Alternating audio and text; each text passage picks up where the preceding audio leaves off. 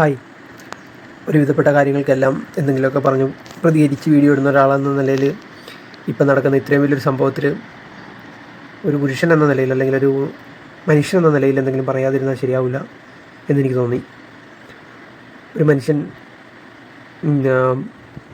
അയാൾക്ക് അദ്ദേഹത്തിൻ്റെ ആ ഒരു പുള്ളിയുടെ ഒരു കളി ഒരു ലുക്ക് ആൻഡ് ഫീലും പുള്ളിയുടെ ഒരു ആറ്റിറ്റ്യൂഡും കണ്ടാൽ തന്നെ അറിയാം പുള്ളി ആളൊരു ഭയങ്കര പാവം പിടിച്ച അതൊന്നും മറ്റുള്ള ഇങ്ങനത്തെ കാര്യങ്ങളെക്കുറിച്ചോ ഇവളുടെ ഈ സാമാനത്തെക്കുറിച്ചോ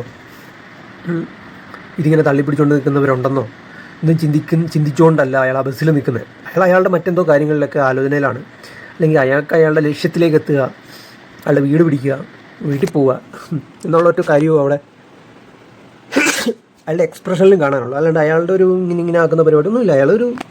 അത് കുറച്ച് ഒരു മനുഷ്യരെ മനസ്സിലാക്കാനുള്ള ഇനി അങ്ങനെ ഒരു പർപ്പസിൽ നിൽക്കുന്ന ആളാണെങ്കിൽ അങ്ങനെ ആൾക്കാരുണ്ട് ഇല്ലെന്നൊന്നും ഞാനൊരിക്കലും പറയില്ല, ഉണ്ട്. പക്ഷേ അങ്ങനെ ഒരു പ്രവൃത്തി ചെയ്യുന്ന ഒരാളെ അത് നമ്മൾ ഒരുപാട് വീഡിയോ ഇതുപോലെ ശരിക്കും ഇങ്ങനെ ടച്ച് ചെയ്യാൻ ശ്രമിക്കുന്ന ആളുകളെയൊക്കെ വീഡിയോ കണ്ടിട്ടുമുണ്ട്.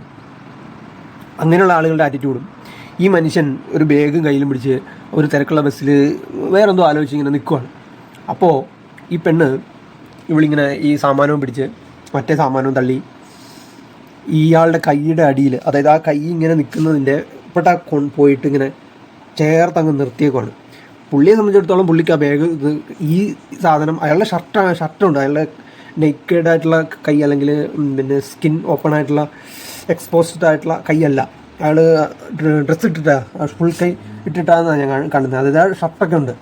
അല്ലാതെ ഇപ്പം എന്തിലും ഇപ്പോൾ ഒരു തലയണയിലോ അല്ലെങ്കിൽ എന്തെങ്കിലും ഒരു ബെഡേലോ അല്ലെങ്കിൽ ഈ ബസ്സിൻ്റെ സീറ്റിൻ്റെ സൈഡിൽ തൊടുന്ന, അല്ലെങ്കിൽ ഒരു മനുഷ്യൻ്റെ ഒരു ബോഡിയുടെ ഇവിടെ ഇങ്ങനെ നമ്മൾ ഡ്രസ്സൊക്കെ ഇട്ടിട്ടുള്ള ഒരാളെ ഇങ്ങനെ ഡ്രസ്സ് ഇട്ടുള്ള മറ്റൊരാളിങ്ങനെ ടച്ച് ചെയ്യുമ്പോൾ ഉണ്ടാകുന്ന ഒരു സെൻസേഷൻ മാത്രമേ അതിലുണ്ടാവാൻ സാധ്യതയുള്ളൂ. അത് ഒരു തിരക്കുള്ള കോഴ്സിൽ വേറെന്തോ ചിന്തിച്ചുകൊണ്ട് നിൽക്കുന്ന ഇതിനെക്കുറിച്ച് ചിന്തിച്ചുകൊണ്ട് ഈ സാമാനം ഇങ്ങനെ തള്ളി നിൽക്കുന്നുണ്ട്, ഇങ്ങനെ പിടിച്ചുകൊണ്ട് നിൽക്കുന്നുണ്ട്, ഇത് തൊടുന്ന ഇതിൽ അപ്പോൾ അല്ലെങ്കിൽ അങ്ങനെ ഒരു ആലോചന പുള്ളിക്ക് ഉണ്ടാവണം അതിൽ കാണുന്നില്ല.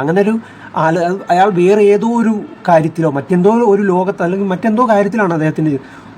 മനുഷ്യർ ഒരുപാട് തരമുണ്ട്. പാവപ്പെട്ട മനുഷ്യരുണ്ട്, പിന്നെ പലതരം ഇൻട്രോവേർട്ടായിട്ടുള്ള മനുഷ്യരുണ്ട്, സ്വന്തം ഇങ്ങനെ ഈ ചില ഗവൺമെൻറ് ജോലിയൊക്കെ ചെയ്യുന്ന ആളുകളെ കണ്ടിട്ടില്ല. അവർക്ക് എല്ലാം ഒന്നും ചുറ്റും കണ്ട് മനസ്സിലാക്കാനോ ഓരോരോ കാര്യങ്ങളെ ഒബ്സർവ് ചെയ്തുകൊണ്ടിരിക്കാനോ ആ മൊമെൻറ്റിലായിരിക്കാനോ എല്ലാവർക്കും പറ്റിയെന്ന് വരില്ല. അങ്ങനെയുള്ള മനുഷ്യരും ഉണ്ട്. എല്ലാവരും ഈ പറഞ്ഞ പോലെ ഈ സോഷ്യൽ മീഡിയയും നോക്കി, ഈ ഇൻസ്റ്റാഗ്രാമും തോണ്ടി, ഈ ഫേസ്ബുക്കും തോണ്ടി, ഇങ്ങനെ പിന്നെ ഇവളുടെയും അവളുടെയും ഇത് നോക്കി ഇരിക്കുന്നവരായിരിക്കണം എന്നില്ല.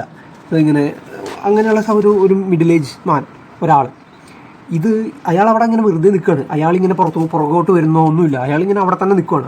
അയാളുടെ സ്പേസിൽ നിന്നുകൊണ്ടാണ്, അയാളുടെ പേഴ്സണൽ സ്പേസിൽ നിന്നുകൊണ്ടാണ് ആ കൈ ഇതാക്കുന്നത്.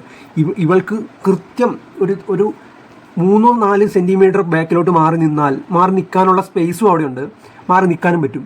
എന്നിട്ടും ഇവൾ ഈ കൈയുടെ അടിയിലേക്ക് ഇതിങ്ങനെ തള്ളിപ്പിടിച്ച് വെച്ചിട്ട് അയാൾ ആ സമയത്ത് അയാളുടെ ബാഗ് ക്യാരി ചെയ്യുന്ന ആളാണ്. അയാളൊരു ബാഗ് ക്യാരി ചെയ്യുന്നുണ്ട്. തിരക്കുള്ളൊരു ബസ്സിൽ വേറെ എവിടെയെങ്കിലും പിടിപ്പിക്കാൻ പറ്റാത്ത ഒറ്റ ഹാൻഡിലുള്ള ബാഗ് പിടിച്ചുകൊണ്ട് ഒരാൾ നിൽക്കുമ്പോൾ അതിനെന്തെങ്കിലും വെയിറ്റും കൂടി ഉണ്ടെങ്കിൽ അത് കൈ പിടിച്ച് നിൽക്കുമ്പോൾ കൈ ഇങ്ങനെ ആക്കി ആവും. അത് അയാളുടെ സ്പേസിൽ നിന്നുകൊണ്ടാണ് അതാവുന്നത്. അത് കൃത്യമായിട്ട് ആ വീഡിയോയിൽ കാണാം. അപ്പോൾ പിന്നെ അതിൻ്റെ ഇടയിൽ ഈ സാമാനത്തിന് ഇവൾ കൊണ്ട് വരയ്ക്കുന്നത്, അല്ലെങ്കിൽ അങ്ങനെ ഒരു ടച്ച് സംഭവിക്കുന്നതും 1 സെക്കൻഡ് അല്ലെങ്കിൽ 2 സെക്കൻഡ് പോലും ഇല്ലത്. അതിനെ സ്ലോ മോഷൻ ചെയ്തിട്ടാണ് ഇവളത് എന്താ പറയുന്നത്, ഒരു ഭയങ്കര ഇൻസിഡൻറ്റ് കുറേ നേരം ഇങ്ങനെ വരച്ചുകൊണ്ടിരിക്കുന്ന ഒരു ഷേപ്പ് ആക്കി വെക്കുന്നത്. അത് ഇവളാണ് വരയ്ക്കുന്നത് കൊണ്ടായിട്ട്, അയാളല്ല. അത് ആ ടച്ച് വർക്ക് ചെയ്യണം എന്നുള്ള ഇൻറ്റൻഷനോടെ തന്നെ ആ ടച്ച് സംഭവിക്കണം, ആ ടച്ച് നടന്നിട്ട് അയാളുടെ ടച്ച് ആവണം എന്നുള്ള രീതിയിൽ തന്നെയാണ് ഈ പുള്ളിക്കാരി ആ ഒരു ആക്ഷൻ നടത്തുന്നത്. അത് കണ്ട കൃത്യം കോമൺ സെൻസ് കുറച്ച് മനസ്സിലാവുന്ന മനുഷ്യർക്ക് അത് മനസ്സിലാവും, കൃത്യമാണത്. പിന്നെ അവളുടെ കോൺഫിഡൻസ് അവിടെ മുഖത്ത് എക്സ്പോസ്ഡാണ്, ആ മുഖത്തുണ്ട്, ഇതിങ്ങനെ ടച്ച് ആവുന്നുണ്ട്, എൻ്റെ വീഡിയോയിൽ അവൻ്റെ ഈ കൈ എൻ്റെ ഇതിൽ ടച്ച് ചെയ്യുന്നുണ്ട്, എനിക്ക് ആ ഒരു സാധനം കിട്ടി. അയാൾക്കത് കിട്ടിയിട്ടില്ല, അയാൾക്കത് മനസ്സിലായിട്ടില്ല. അയാൾ മറ്റൊരു ചിന്തയിലാണ്, അയാളത് ഓർക്കുന്നില്ല. അയാൾ വേറൊരു കാര്യം ചിന്തിച്ചുകൊണ്ടിരിക്കുമ്പോൾ ഇപ്പം എന്തെല്ലാം സംഭവം, ഇപ്പം മനുഷ്യൻ്റെ വേറൊരാൾ നമ്മളിങ്ങനെ തൊട്ട് കഴിഞ്ഞു, നമ്മൾ മറ്റെന്തെങ്കിലും ഒരു കാര്യം ചിന്തിച്ചുകൊണ്ടിരിക്കുകയാണെങ്കിൽ വരച്ചു പോയതിൻ്റെ എന്താ വരഞ്ഞെന്നൊന്നും നമ്മൾ ചിലപ്പോൾ ചിന്തിച്ചിട്ടുണ്ടാവില്ല. അങ്ങനെ ഒരുപാട് സംഭവങ്ങൾ നമുക്കും എല്ലാവർക്കും സംഭവിച്ചിട്ടുണ്ടാവും. പക്ഷേ ഇതെന്ത് ചെയ്യാണ്, ഇവൾ ആ സമയത്ത് അലേർട്ടിലാണ്. എന്താണ് ഇനി അത് മാത്രമല്ല, ഇപ്പോൾ അങ്ങനെ ഒരു സംഭവം അയാളുടെ കൈ എനിക്കറിയത്തില്ല ഈ സാധനത്തിൻ്റെ ഇതിങ്ങനെ ഒരു ഉടുപ്പൊക്കെ ഇട്ടിട്ട് ഇരിക്കുന്ന ആളുടെ മറ്റൊരാളുടെ അയാൾ ഉടുപ്പൊക്കെ ഇട്ടിട്ട് നിൽക്കുന്ന ആളുടെ ഈ സാധനം ഒരു കൈയുടെ ഒരു ഭാഗം ഇവിടെ ഇങ്ങനെ ഒന്ന് അമർന്നു ഒന്ന് കൈ ഒന്ന് തൊടുമ്പോഴേക്കിനും ഇതിന് മാത്രമൊക്കെ ഇവരുടെ ഇതങ്ങ് കുറഞ്ഞു പോകുമോ? അത്രയ്ക്ക് പ്രോബ്ലം പിടിച്ചൊരു സംഭവമാണ് ഇത്. അറിയത്തില്ല, ഒന്നും അല്ലെന്ന്. പക്ഷേ ഈ പറഞ്ഞ പോലെ ആ അവസരത്തെ അവളുടെ ആ ഒരു വീഡിയോയ്ക്ക് വേണ്ടി അവളാണിത് ചെയ്തിരിക്കുന്നത്. ഈ സംഗതി, ഈ ഒരു ആക്ഷൻ അതിൽ കൂടുതൽ അതിനുവേണ്ടി എഫേർട്ട് ഇട്ടിരിക്കുന്നത്, അല്ലെങ്കിൽ കൂടുതലല്ല മൊത്തമായിട്ടും ഈ ഒരു സംഭവം ഇങ്ങനെ നടക്കണം എന്നുള്ള ഒരു കാര്യം, ആ ഒരു ആവശ്യം അവളുടെയാണ് അവിടെ, അല്ലാതെ അയാളുടെ അല്ല. അത് അവിടെ കണ്ടാൽ മനസ്സിലാവും. അവളിങ്ങനെ നിന്നിട്ട് ഇങ്ങനെ വീഡിയോ പിടിച്ച് ഇങ്ങനെ നിൽക്കുവാണ്, തൊട് ഇങ്ങനെ ഒരേട്ടെ അങ്ങനെ. അപ്പോൾ ഇതിൻ്റെ ഇടയിൽ ഈ മനുഷ്യൻ, ഈ പാവം ഇയാൾ ഈ ബാഗ് കൈമാറി. അത്രയോ സംഭവിച്ചിട്ടുള്ളൂ. അതുകൊണ്ട് ഇങ്ങനെ വരച്ചുകൊണ്ടിരിക്കുന്ന പരിപാടിയൊന്നുമല്ല.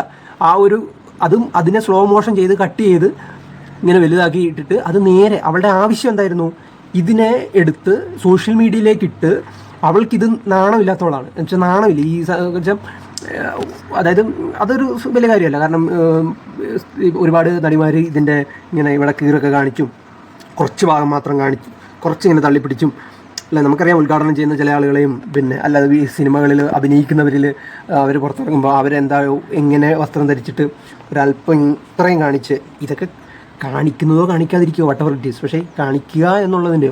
ഇപ്പം ഞാൻ ഈ ബെന്നിന് ഇങ്ങനെ ഇട്ടിരിക്കുക, ഇപ്പം എൻ്റെ ഒരു വീഡിയോ, എനിക്ക് ഇവിടെ ഇങ്ങനെ കട്ട് ചെയ്തൊരു സാധനവും ഇടേണ്ട ഒട്ടും തോന്നാറില്ല. കാരണം എനിക്ക് എൻ്റെ ഈ ഭാഗം ആരെങ്കിലും കണ്ട് എന്തെങ്കിലും അതിൽ നിന്ന് അതിനെ ഒരു സൗന്ദര്യത്തിൻ്റെ ഭാഗമായി തോന്നിപ്പിക്കുന്ന എനിക്ക് തോന്നാറില്ല. കാരണം ഞാനൊരു മെയിലായതുകൊണ്ടും ഞാൻ വലിയ ജിം വർക്കൗട്ട് ചെയ്തിട്ടൊന്നും അങ്ങനെ ഒരു ചെസ്റ്റൊന്നും എനിക്കില്ലാത്തതുകൊണ്ടും എനിക്കിതാരും കാണിക്കേണ്ടതില്ല. ഈ കാണിക്കുന്നതിലൂടെ അതിൻ്റെ ഒരു ഷേപ്പ് കാണിച്ചിട്ട് അതിനെ ഒരു അട്രാക്ഷൻ പോയിൻ്റായി എടുക്കേണ്ടതില്ല. അങ്ങനെ എടുക്കുന്ന അതൊന്നും തെറ്റല്ല. അങ്ങനെ സ്ത്രീകളിൽ അങ്ങനെ ഒരു സൗന്ദര്യബോധമുണ്ട്, ഉണ്ടാവുമല്ലോ. കാരണം അതുകൊണ്ട് നമുക്കറിയാം അങ്ങനെയുള്ള ഈ ഷേപ്പ് ചെയ്യുന്ന പ്രൊഡക്റ്റ് പിന്നെ തരം ഇത് ഇന്നർ വെയേഴ്സ് ഉണ്ട്. അതെന്തിനാണ് അങ്ങനെ ഷേപ്പ് ചെയ്ത് കാണണം എന്നുള്ളതുകൊണ്ട് തന്നെയാണ്. അതൊക്കെ സാധാരണ സംഭവം തന്നെയാണ്. അതൊക്കെ ഒരു ഈ സമൂഹത്തിൻ്റെ ഭാഗമാണത്. അപ്പോൾ ആ ഒരു കാര്യത്തെ അങ്ങനെ ഒരു സംഭവം ഉണ്ട് എന്നുള്ളത് കൊണ്ട് തന്നെ അതിനെ ഒരു വീഡിയോയുടെ റീച്ചിന് വേണ്ടി, അല്ലെങ്കിൽ കുറേ ആളുകൾ അയാളുടെ ആ ഒരു അയാളുടെ ഒരു ആ അവസ്ഥയെ, ആ ഒരു സിറ്റുവേഷനെ ഈ പുള്ളിക്കാരി മുതലാക്കി ഇടിച്ചു പിടിച്ച് കുത്തി അയാളെ ഒരു കുറ്റക്കാരനാക്കി വീഡിയോ എടുത്ത് നേരെ, അതായത് അവൾക്ക് സംഭവം ഇയാളിത് ടച്ച് ചെയ്തത് കൊണ്ട് അവൾക്കുണ്ടായ ഒരു ബുദ്ധിമുട്ട് പരിഹരിക്കപ്പെടുക എന്നുള്ളതിനേക്കാൾ ഉപരി ബുദ്ധിമുട്ടുണ്ടായിട്ടൊന്നുമില്ല. അവൾ കൊണ്ട് ഇടിച്ചു കൊടുത്തേച്ച് എന്താ അവൾക്ക് ബുദ്ധിമുട്ടുണ്ടാവേണ്ടത്? അല്ലെങ്കിലും അറിയാതെ പോയി കുത്തിയാലും എന്ത് തേങ്ങ ഒന്നുമില്ല. ഇനി ഉണ്ടെന്ന് തന്നെ വിചാരിക്കട്ടെ. ഉണ്ടെങ്കിൽ തീർച്ചയായിട്ടും അത് ആ വീഡിയോയിൽ കാണുന്ന പോലെ അതൊരു ഇൻറ്റൻഷനലി ആണെന്ന് 100% ഒരിക്കലും അയാളുടെ ആവശ്യമാണെന്ന് ഉറപ്പിക്കാൻ പറ്റുന്ന രീതിയിലുള്ളൊരു വീഡിയോയേ അല്ലത്.